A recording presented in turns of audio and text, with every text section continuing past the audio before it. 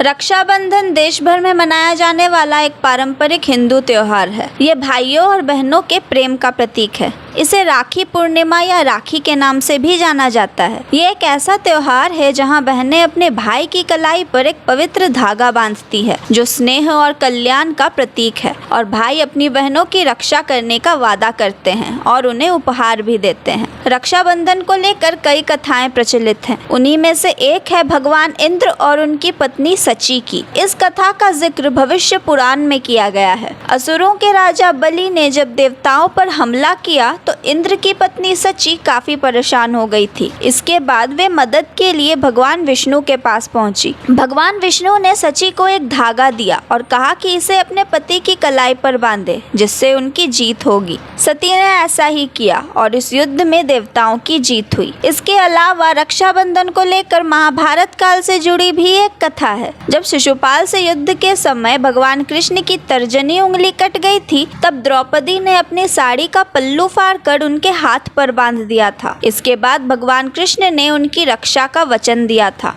अपने वचन के अनुसार भगवान कृष्ण ने ही चीरहरण के दौरान द्रौपदी की रक्षा की थी। राजा बलि की ही एक और कहानी है। जब भगवान विष्णु वामन रूप में राजा बलि के पास आए, तब भगवान ने राजा बलि से 3 पग धरती मांगी थी। भगवान ने 2 ही पग में संपूर्ण पृथ्वी और आकाश को नाप लिया। तब राजा बलि समझ गए कि भगवान उनकी परीक्षा ले रहे हैं। उन्होंने तीसरा पग अपने सिर पर रखने को कहा, जिसके बाद भगवान विष्णु ने राजा बलि को पाताल में ढकेल दिया। राजा बलि एक बहुत बड़े भक्त थे।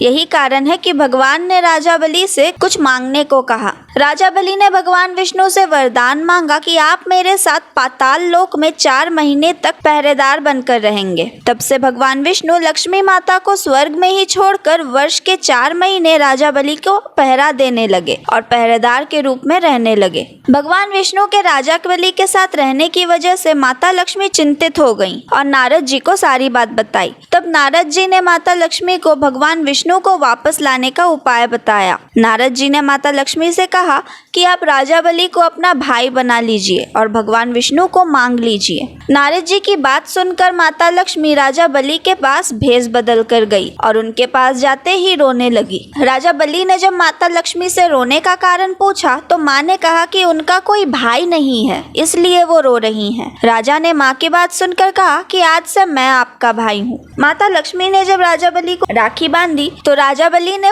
उपहार देना चाहा और उपहार में उन्होंने भगवान विष्णु को ही मांग लिया। माना जाता है कि तभी से ही भाई बहन का ये पावन पर्व मनाया जाता है। एक कहानी हमारे भारतीय इतिहास की भी है। हमारे मुसलमान शासक भी रक्षाबंधन की धर्म भावना पर न्यौछावर थे। जहांगीर ने एक राजपूत स्त्री का रक्षा सूत्र पाकर समाज को विशिष्ट आदर्श प्रदान किया। इस संदर्भ में पन्ना की राखी उल्लेखनीय है। एक बार राजस्थान की 2 रियासतों में गंभीर कलह चल रहा था। एक रियासत पर मुगलों ने आक्रमण कर दिया। अवसर पाकर दूसरी रियासत वाले राजपूत मुगलों का साथ देने के लिए सैन्य सजा रहे थे। पन्ना भी इन्हीं मुगलों के घेरे में थी। उसने दूसरी रियासत के शासक को, जो मुगलों की सहायता करने जा रहा था, उसे राखी भेजी। राखी पाते ही उसने उल्टे मुगलों पर आक्रमण कर दिया और मुगल पराजित हो गए। इस तरह रक्षाबंधन के कच्चे धागे ने दोनों रियासतों के शासकों को पक्की मैत्री के सूत्र में बांध दिया। तो ये थी रक्षाबंधन से जुड़ी कुछ कहानियाँ। कैसी लगी आपको हमें कमेंट्स में ज़रूर बताएं और देखते रहे धर्म संवाद। मैं थी तमिश्री, धन्यवाद।